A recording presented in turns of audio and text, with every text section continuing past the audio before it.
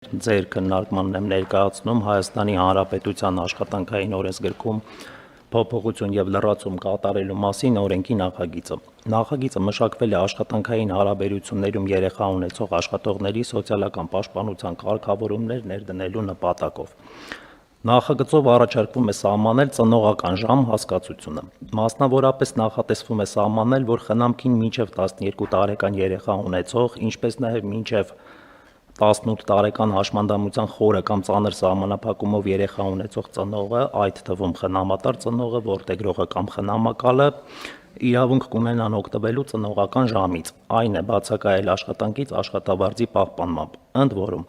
մինչև 2 երեխա ունեցող ծնողին ծնողական ժամը տրամադրվելու է օրական առավելագույնը 30 րոպե տևողությամբ, 3 եւ ավելի երեխա ունեցող ծնողին օրական առավելագույնը 1 ժամ տևողությամբ, իսկ մինչև 18 տարեկան հաշմանդամության խորը կամ ծանր սահմանափակումով երեխա ունեցող ծնողին օրական առավելագույնը 1 ժամ անկախ երեխաների թվից։ Առաջարկվող կարգավորումները միտված են աշխատողների սոցիալական պաշտպանության բարձրացմանը, աշխատանքի եւ ընտանեկան կյանքի համատեղման հնարավորությունների ընդլայնմանը։ Հարգելի գործընկերներ, խնդրում եմ հաստատել։ Շնորհակալություն, պարոն Սմբատյան, բայց սա դեռ պիտի գնա ազգային ժողով, չէ՞, դուրս չգանք ու գնանք երեխեքին պահելու։ Միանշանակ։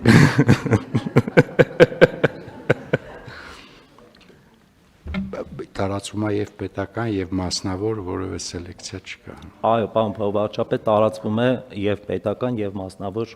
հատվածների վրա։ Շատ լավ։ Համեցեք, պարոն Պապյան։ Իսկ կուտակել հետո օգտագործելու հնարավորություն կա, այսինքն եթե 3 երեխա ունի, ենթադրվում է, որ օրը կարա մի ժամ շուտ գնա գործից տուն, ասենք 5 օր կուտակի, մի օր 5 ժամ շուտ կամ չկա։ Այլա մոդելավորել ամսվա վրա։ Շնորհակալ եմ պարոն Պապոյան հարցի համար, բայց ոչ, կուտակային մեխանիզմ նախատեսված չէ։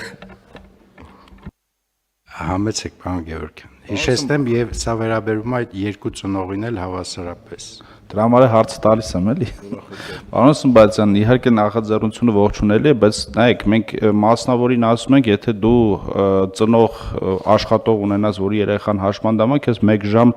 հնարավորություն կտանք, բայց մասնավորին մենք ինչ-որ մի ձև խթանում ենք այդ ծնողին աշխատանքի ներգրավելու, որովհետև ինքը այսօր աշխատաշուկան էլ է շատ մրցակցային դարձել եւ իր համար կարող ավելի ձեռնտու լինի ինքը ընտրի աշխատող, որի երեխան հաշմանդամ չի, որ այդ մի ժամը չթողի իր հաշվին գնա, հələ պետությունը հոգ կտանի, իսկ մասնավորը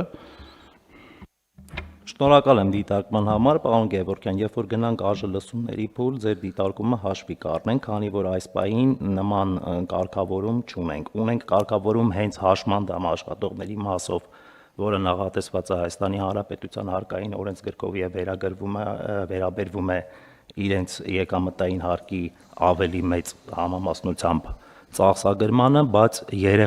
հաշմանդամ երեխա ունեցողների մասով տվյալ պահին չունենք, շնորհակալ եմ։ Իմ կարծիքով, երբ որ մենք այնուամենայնիվ թվայնացնենք մեր աշխատանքային կոնտրակտները ու միշտ մարանում վարենք, ես կարծում եմ այս դրույթի տրամաբանության ներքո կարելի է իր բազմաթիվ լավարկումներ անել։ Եվ անկեղծ ասեմ, այդ թվում մենք տենց մի քիչ հումորային էր, բայց այդ թվում կուտակային, այդ թվում իր կուտակելու եւ վերաբաշխելու, ծնողների միջև բաշխելու, որպեսզի շահառուներին ավելի հարմար լինի։ Մենք քննարկել ենք դա կոմիտեի ժամանակ, ուղղակի քանի որ մենք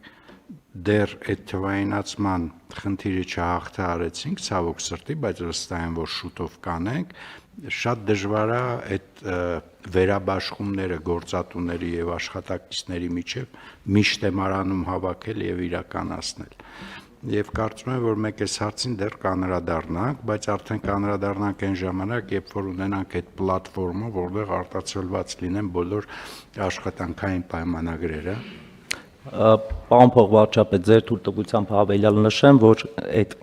կուտակային տրամաբանությամբ մենք ունենք աշխատանքային օրենսգրքում մեկ այլ հոդված, որը որ նախատեսում է միջև 2 տարեկան երեխա ունեցող, բայց խնամքից վերադարձած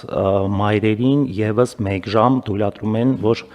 ավելի պակաս աշխատեն։ Այստեղ այդ կուտակային տրամաբանությունը 2 հոդվածների իմաստով աշխատել է, օրինակ, եթե օրինակի վրա ներկայացնեմ,